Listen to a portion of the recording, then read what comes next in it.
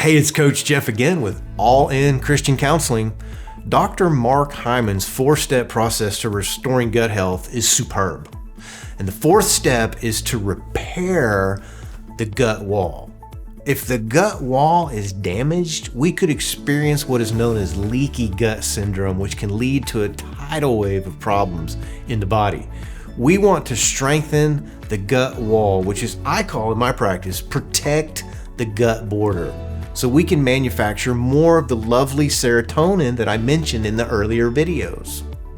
After decades of helping people, I can attest that completing these 4 steps with the right sources can make a significant difference in your mental health, my mental health, and your family's mental health, especially with anxiety and depression, which are rampant today.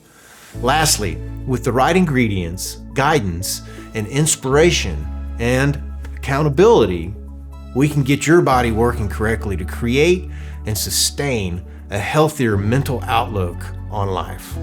So until next time, this is Coach Jeff reminding you to be well.